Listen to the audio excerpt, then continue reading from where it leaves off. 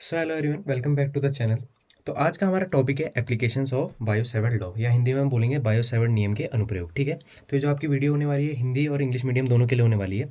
तो आज हम उसका जो क्या है सबसे पहला जो उसकी एप्लीकेशन है उसे देखेंगे। तो यहाँ पर सबसे पहले जो अपना टॉपिक है वो है magnetic field due to circular coil, वृत्ताकार कुंडली के कारण चुंबकीय क्षेत्र। ठीक है, तो अब यहाँ पे इसके दो पार्ट होते हैं। ठीक है, पहला पार्ट तो क्या होता है एट सेंटर, उसके केंद्र पर, और सेकंड होता है उसके एक्सिस पर, और हिंदी बोलेंगे उसके अक्ष पर। ठीक है, तो आज हम इसका कहते हैं पहला पार्ट देखेंगे, और कहते हैं कल या परसों आपकी जो है इसके सेकंड पार्ट की वीडियो आ जाएगी। तो आज इसे शुरू करते हैं। यहाँ पर सबसे पहले इस टॉपिक के डायग्राम को समझ लेते हैं। यहाँ पर बहुत ही आसान सा इसका डायग्राम है। ठीक है, यहाँ पर हमारी वृत्ताकार कुंडली, या फिर इंग्लिश में बोलेंगे इसे सर्कुलर कॉइल। ठीक है, और यहाँ पे जो इसका ये केंद्र है, जो इसका यहाँ पे सेंटर है, यहाँ पे हमें बी ज्ञात करना है, मतलब कि चुंबकीय क्षेत्र, मैग्नेटिक फील्ड ज्ञात करना है। ठीक है, अब यहाँ पे कुछ चीज़ें मान लेते हैं, जैसे कि जो अपनी सर्कुलर कॉइल है, इसकी जो रेडियस है, जो इसकी त्रिज्या है वो है आर, और जो इसमें धारा का मान है, जो इसमें करंट का मान है वो हो जाएगा आई। और यहाँ पे जो इसकी यदि परिधि है, वहाँ पर हम एक छोटा सा पॉइंट ले लेते हैं, जिसको हमने यहाँ पे मान लिया डीएल। ठीक है, जहाँ कोई भी चीज़ बहुत ज़्यादा छोटी होती है ना, उसका मान क्या होता है, बहुत छोटा होता है, तो उसके आगे यहाँ पे डी लग जाता है। जैसे कि आपने क्या डी एल डी एम ऐसे करके आपने बहुत सारी चीज़ सुनी होंगी।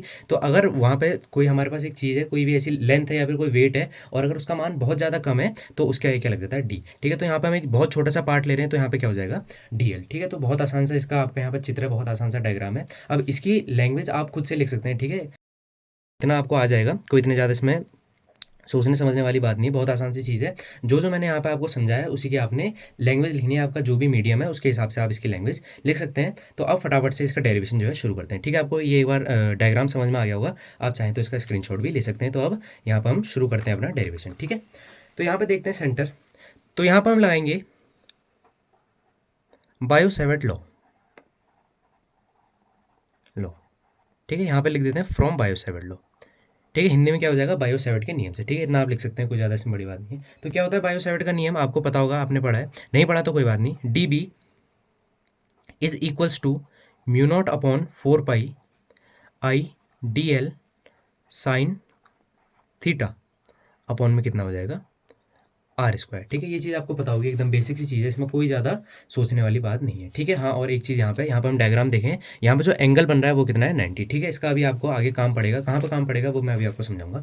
तो यहाँ पे जो जो इस डायग्राम में जो जो मान है वो हम यहाँ पे रख देते हैं। ठीक है, तो देखते हैं फटाफट से। यहाँ पे डी बी की जगह तो आपका डी बी रहेगा। ठीक है, हमने यहाँ पे बी याद करना है। ठीक है, वो देखेंगे अभी बाद में। अच्छा, उसके बाद म्यू नॉट अपॉन 4 पाई आपका ऐसे का ऐसे रहेगा। आई, यहाँ पर आई है, और यहाँ पर जो कहते हैं करंट की वैल्यू है वो भी आई है, तो आई का तो आई ही रहेगा, कोई इसमें दिक्कत नहीं है। डी एल भी आपका डी एल ही रहेगा। साइन की जगह आपका साइन आएगा, और थीटा की जगह यहाँ पे थीटा की वैल्यू कितनी है, यहाँ पर अगर हम देखें तो कितनी है 90। तो यहाँ पे साइन कितना आ जाएगा 90। ठीक है, यहाँ तक आपको समझ में आ गया होगा।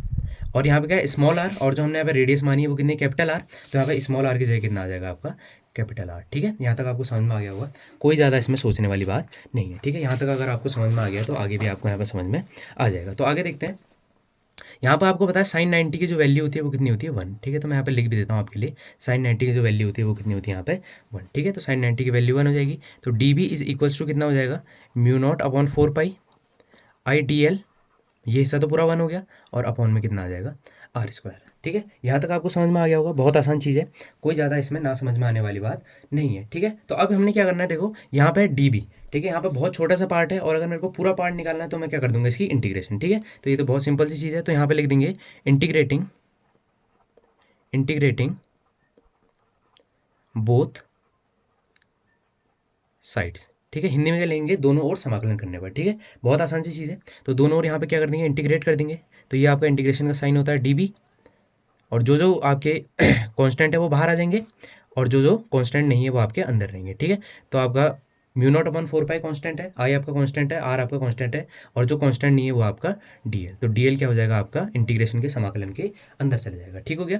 अब यहाँ पे देखो क्या होगा, यहाँ पे इंटीग्रेशन के साइन से आपका डी कैंसिल हो जाएगा। ठीक है, आपकी मतलब ऐसा होता नहीं है, आपकी एक ट्रिक होती है याद करने की। तो यहाँ पे कितना आ जाएगा B mu naught upon 4 pi I upon r square. ठीक है, अब यहाँ पे ऐसा नहीं होगा, डी से ये कैंसिल हो जाएगा। देखो यहाँ पे समझो अब जरा, यहाँ पे डीएल हमने क्या लिया था, बहुत छोटा पार्ट लिया था, जो अपने क्या है ये जो अपना सर्कुलर कॉइल है इसका बहुत छोटा सा क्या लिया था हमने पार्ट लिया था। और यहाँ पे अगर मैं इस छोटे से पार्ट का इंटीग्रेशन कर दूँ तो मेरे को यहाँ पे पूरी क्या मिल जाएगी परिधि मिल जाएगी, है ना। आप समझ रहे हो मेरी बात को? अगर मैं यहाँ पे मैंने इसका छोटा सा पार्ट लिया जो है डीएल, अगर मैं इसका पूरे का क्या कर दूँ, इंटीग्रेशन कर दूँ, तो मेरे को क्या मिल जाएगा, पूरा जो इसकी परिधि है वो मिल जाएगी। तो जो आपका वृत्त होता है, जो आपका सर्कल होता है, उसकी परिधि का सूत्र, उसकी परिधि का सूत्र क्या होता है, वृत्त की परिधि, ठीक है, उसका सूत्र क्या होता है, 2πr। ये चीज़ आपको पता होगी, बहुत आसान सी चीज़ है, बहुत बेसिक चीज़ है, क्या होता है, 2πr, ठीक है।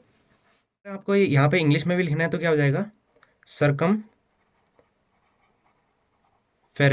ऑफ सर्कल, ठीक है। तो इसका फॉर्मूला कितना होता है, 2πr, ठीक है। ये तो आपको पता ही होगा, 10th क्लास का या फिर 9th क्लास का आपका टॉपिक है, ठीक है। यहाँ तक आपको समझ में आ गया होगा।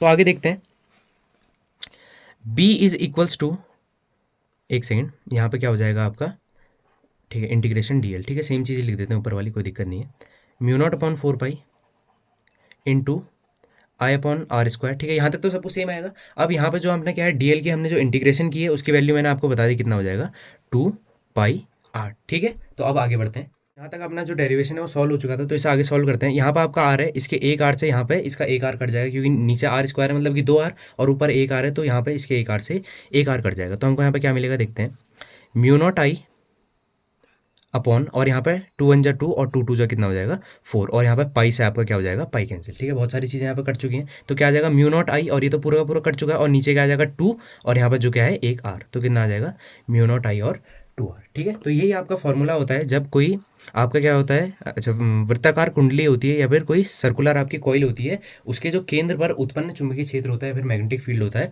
उसका फॉर्मूला होता है ये, ठीक है। तो यहाँ तक आपको समझ में आ गया होगा। अब एक छोटी सी चीज़ और है, इफ़ कॉइल हैज़ राउंड्स, ठीक है, कॉइल हैज़ राउंड्स हिंदी में होगा, कुंडली